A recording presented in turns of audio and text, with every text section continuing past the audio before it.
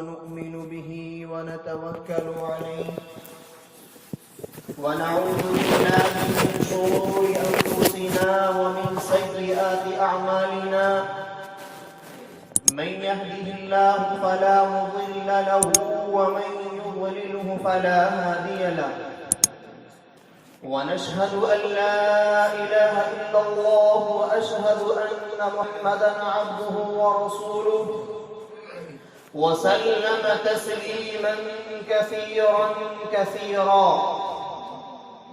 أما بعد، رئيس الاحتفال المؤخر وضيوفنا المكرمين وأساتذة المحترمين وزملائي في الدروس وإخواني من طلبة العلم، أيها الإخوة الكرام،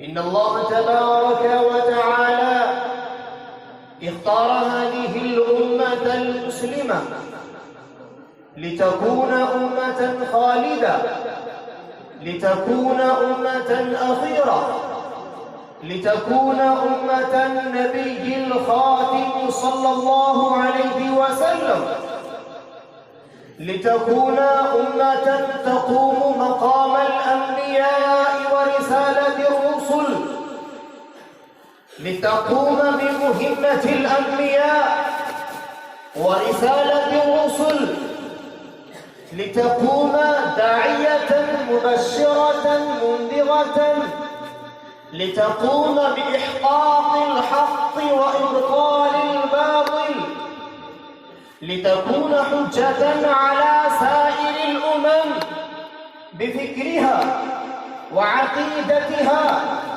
وعملها وخلقها وجميع أمورها وشؤون حياتها.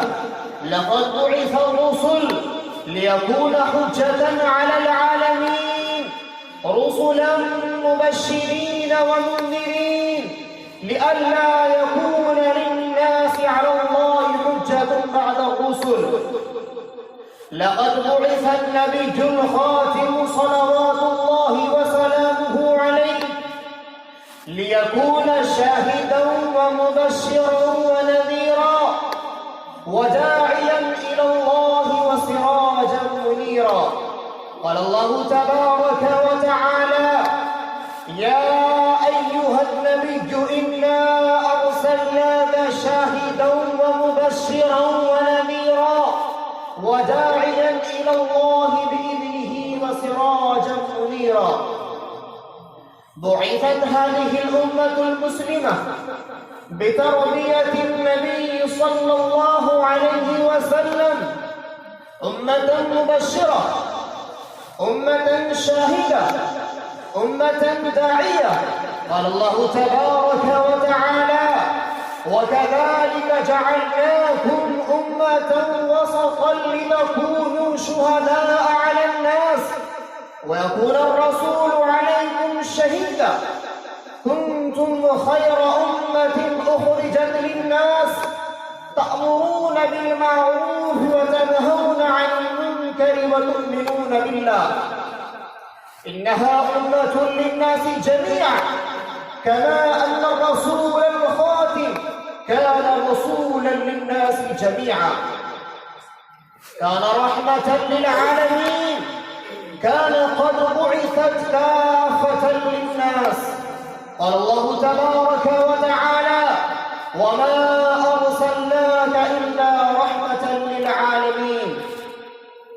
لقد بعث النبي الخاتم الأخير، بعث للإنسانية كلها، فقد أخرجت هذه الأمة للإنسانية كلها، عربا وعجما وبيضا وسودا، في مشارق الأرض ومغاربها، معاشر الجن ومعاشر الإنس، كلهم مخاطبون للنبي الخاتم ومخاطبون لهذه الأمة المسلمة الناهضة.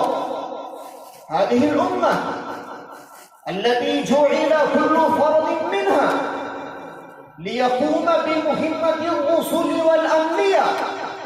ليكون نائبا عن الرسل والأنبياء، ليقوم في قومه وفي عشيرته وبين بنيه.